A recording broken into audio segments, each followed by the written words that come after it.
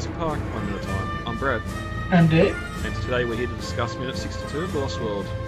Dave, we've got another little snippet from Jurassic World. Director J.A. Biona has come out and done a bit of an interview these last couple of days. Just sort of talking about making Jurassic World, or Fallen Kingdom. Mm-hmm. It's pretty much just I can't say anything, and I'll hint at stuff, but not hint at stuff, and all that sort of thing. So Real News has posted up on their Facebook page, so if you want to have a bit of a read through it, go over there and have a look. Just sort of asks about working with Stephen and Colin.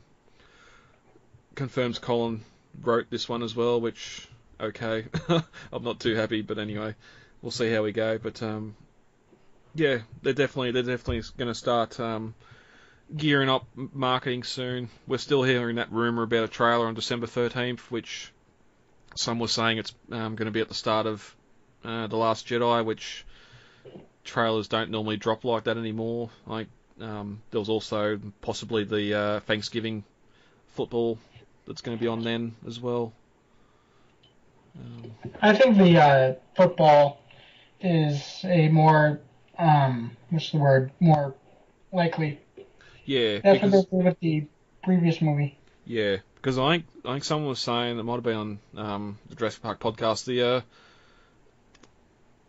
Last Jedi comes out, I think the advanced screening's December 14th, and then it doesn't open to regular cinemas until the 15th or something, or 16th, so the December 13th doesn't really match up with that release, unless it comes out in the UK 2 or 3 days earlier, which is probably what the case is. They might have been just looking at US release, but it's coming. You're going to see it. It's going to be posted up everywhere. I'm not looking forward to when it goes online. There's going to be 500 posts. Because when the Evolution trailer, the first one, went up, right, there was 56 attempts to post that on Jurassic Park the group. We let one in, and just a lot of deleting. So we haven't got much longer to go. So we'll see what happens when we get some insight on screen, because it's been pretty dry for Jurassic World news, apart from behind the scenes stuff from Hawaii. So it's our last chance at redemption. Something that came out recently. Jeff Goldblum kind of came out with a thing saying, well, there's a bit saying, I know stuff, but I can't say stuff, and he did confirm that his role will be small, that it'll be a cameo and its impact will be minimal. Yeah, he one thing he also said there too, that it's quite easy for that bit, it could be cut from the film if there's runtime issues, which I'm sure that's just something to get fans anxious about, but I don't think they'd make all the hubbub about him being in the film and then cut him. He's a draw card that from everything we've seen on social media, he's going to be in it. But it just sort of lends to what it's going to be, if it's going to be something being reported on TV, or because I think he was in London, so whether it's something that's going to involve the Lockwood Manor or something like that as well. Him just harrying sort of a bum at the front of the gates with a sign, stop breeding dinosaurs or something. The Jurassic end is nigh. Yeah. Both in universe and in real life. But yeah, so it's just good too to see him start to count. I'm sure once trailers are out and all that, even Chris Pratt and Bryce will start sort of promoting the film a lot more. I don't know if they've got anything coming out in the meantime. I know someone had seen Thor Ragnarok last night. I was going to ask him if I'm pretty sure the Guardians are in that, aren't they? The Guardians of the Galaxy? Yeah. Did I make it first? I think it's Doctor Strange. Benedict Cumberbatch is in that one. Oh, okay. No, I'm just sort of wondering if any of them are going to start sort of the promotional, while they're on like promotional and release or screenings of something they're doing now, if they're going to start talking about Fallen Kingdom soon as well, but we'll see. We'll see what comes out of it all. Mm-hmm. InGen is my responsibility now, Doctor, and I will jealously defend its interests. But I'm in shock about all this. All right, ready to get into 62. Yeah.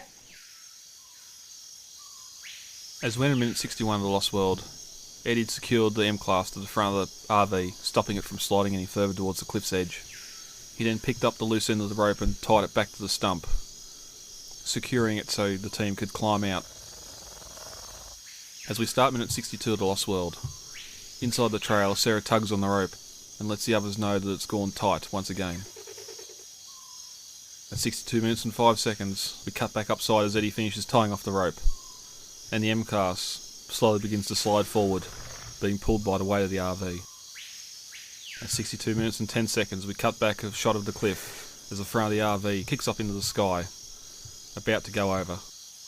At 62 minutes and 21 seconds, Eddie jumps into the M-Class and guns the engine, pulling back against the slipping RV. The two forces struggle against each other, but the M-Class slowly starts pulling the front of the RV back down. At 62 minutes and 43 seconds, we cut back inside the trailer as the team continues to climb the rope up towards the accordion connector. At 62 minutes and 45 seconds, Eddie puts the M-Class into high range and guns the engine again. The M-Class thrashes around left to right, pulling the RV back to safety. At 62 minutes and 57 seconds, back inside the trailer, tells the others to increase their rate of climb. And this ends minute 62 of The Lost World. Eddie grabs the front of the rope from the trailer and runs over and starts tying it off to the stump once again. We cut back inside the trailer and Sarah's pulling on the rope. Hey, realising that it's gone tight again. Which it is not helping her yanking on the rope and yelling, "Hey!" Yeah. Well, you're not in the situation, so stop it. Well, considering they fell, I don't know if it's sort of hard. They fell through the trailer with the rope in their hands, but sort of let go of it once they realised they were falling free. But for Eddie to sort of grab the rope from the front of the trailer and pull it back to the stump, they would have had to feel the rope move up as he pulled it back up again. So they would have known what he was doing. He would have just given him a moment to tie it off, and then she could have pulled on it and said, "Hey, let's go." But I love in this scene too, where you see up past him, there's a monitor up the front which has got that flashing green and red monitor blinking game. But there's also one thing here I noticed, and I noticed it before when the trailer was getting pushed over the cliff. There's like a large clump of moss or something in the roof where the skylights would be. Is. Yeah, I think the skylights smashed and whatever kind of foliage was on the ground underneath the trailers when they got flipped just got thrown into the trailer. Yeah, and that's something that you'd think would happen, but as we've seen from when they're on the barge and then even now post-movie, the trailer's got like cages over the skylights, so they were heavily fortified for the film. But yeah, it's you can only assume that's what they well, that's what it was, but I've just noticed it sort of in these scenes. Yeah. But Eddie finishes tying the rope off and looks over, and the M-Class starts sliding. There he goes, that escalation again. Yep. And then we get a nice little camera shot from well back, looking at the whole scene, and the front of the RV starts to lift off the ground. Yeah, that's going. You can see that, and it's like, yeah, that's going over that cliff. Yeah. You don't even have to be an expert in physics to know there's no way that wouldn't have just fallen. Yeah, and then we get also here the shot back at the cliff's edge where the front axle goes over the cliff, which means both wheels are now off the cliff, and the RV is sort of sitting down on its chassis. But I just wanted to bring it up here. Eddie's an engineer. At this point, like the M-Class has failed to hold the weight of the RV. The rear wheels are dropped over the cliff. It's now sitting on its chassis. It's an unrecoverable situation. I know we're going to get in a minute where he starts pulling it and it comes back over the cliff's edge, but the weight, yes, okay, maybe some of the cliff broke away and sort of ramped it a bit more instead of having like a drop off there, but the M-Class isn't going to be able to recover this. No. Even if the trailer section broke a free, it's still a David versus Goliath thing here, and Goliath's going to win. But Eddie sort of needs to buy time. He's got the rope hook back up. He's just got to sort of hold it until everyone can climb up and get out of the trailer. So I think that's probably what's going through his head. Because what he's about to do, it's not going to save the vehicles, but he's just sort of hopefully buying enough time for people to get out. But we cut back inside, and Ian's telling Sarah to start climbing again. Back on top, the M-Class is sliding, so he runs over and jumps behind the wheel and guns the engine. And it's sort of interesting here too. One thing we didn't mention before is both of the M-Class have got that familiar Jurassic glass or clear sunroof, which is probably the single biggest issue with fans rebuilding these vehicles, is to get that sunroof in, because it's sort of to cut a hole in the roof and get a big bit of perspex or glass that big to fit is very expensive and very hard to do. But I just love it here. Sort of as he's driving behind the wheel, the camera's sort of looking in through the window at him, and you got the rain running off the sunroof, much like we've seen in Jurassic Park. But even as he's been running around outside, tying the rope up and the winch, and just, as he said in the interview last week, he's just getting bucketed on. They've got the sprinklers, the sprinklers dialed up, and just dropping so much water onto the set. That guy, you can see him. I mean, he's really doing the direness of the situation here, where he's bouncing up and down in his seat. I've been stuck in the mud in my car before. I'm just bouncing up and down in my seat, hoping. That something will catch, and somehow I will be able to get out of the mess. I'm surprised he's not yelling too, like, come on. Like, it's the whole emotion. You know that if this was real life, he'd be having some very colorful things to be saying right now. Especially in the next 2 minutes where he sort of has his demise. But just sort of willing. It's same. It's the same thing with Back to the Future, where Marty's like willing the DeLorean to start, and it starts. Like, it's sort of one of those things, and can be a good character moment where you're sitting there and vocalising what you want to happen, but it's just not going your way.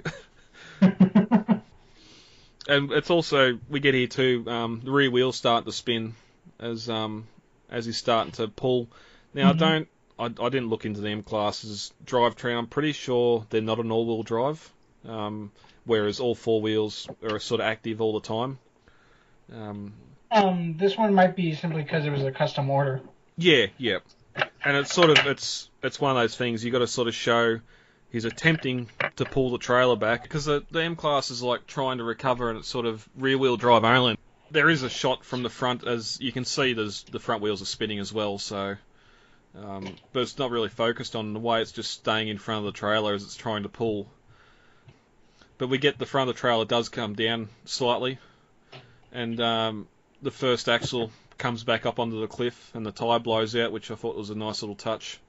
Just the weight of it being pressed on the single tire, the tire blows out. Yeah, you know? Yep. Which happens. Exactly. If you put too much weight on one tire, like all together the tires on the ground hold the weight, but if you put that weight onto one, it does. And sort of we cut back inside, the team's climbing, sort of using the cupboards to help this time. And again, you sort of see that big clump of debris inside the roof. I'll be using the cupboards and whatever's inside that trailer to climb.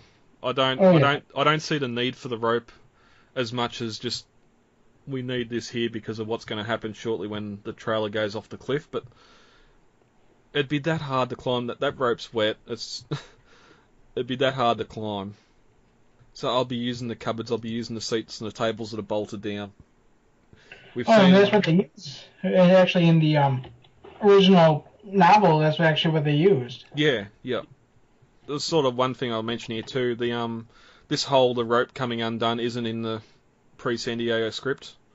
It's just Eddie throws the rope, goes back out, the M-Class starts to slide, and he tries to repair it. I don't know if it's just they wanted to extend the scene a little bit more.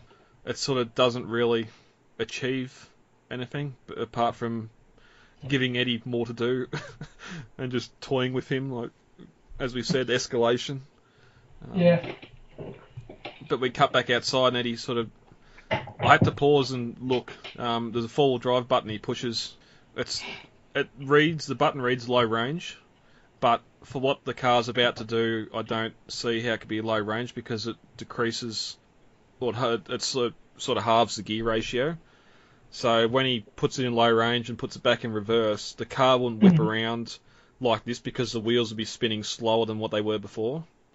So, yeah, it's movie magic.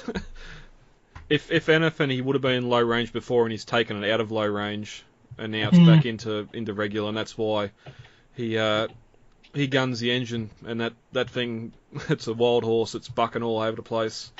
Got smoke coming up off the tyres, which would be the studio floor.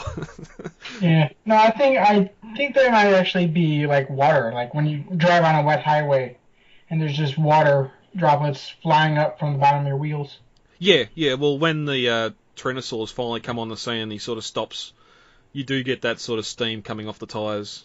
Because of the heat. Yep. But it's just like he's fully dedicated here. He's doing whatever he can to get this thing back on the cliff. And we get that sort of view through the front broken windshield of the M-Class, sort of just sliding from side to side. As it's trying to get traction, trying to find a dry bit of ground to get traction on and pull the trailers to safety, which he starts to do. Inside we got Ian, increase your rate of climb. Must climb faster. And then we get and we get a shot of Sarah up the top of them all, sort of climbing ahead. And that's where we lead off. We've only got 2 minutes of the sequence left, which we started back in minute 55 with the trailer being rolled over. So we're nearly there. But next up is Eddie's food. Yeah, we lose poor Eddie, but that'll be next week. Anything more on 62. I think we did well on that one. All right, guys. Let's get the hell out of here. Contact details are on the website, thelostworldminute.com. You can email feedback to thelostworldminute@gmail.com, Facebook, The Lost World Minute, Twitter @thelostworldminute, and Instagram, The Lost World Minute. Easy to remember. Yeah, very easy to remember. David, thank you for joining me for this record. Welcome. And we'll be back. I've been Brad. I'm Dave. And we'll talk to you all later. Goodbye. Talk to you later. Bye. It is absolutely imperative that we work with the Costa Rican Department of Biological Preserves to establish a set of rules for the preservation and isolation of that island. These creatures require our absence to survive, not our help. And if we could only step aside and trust in nature, life will find a way.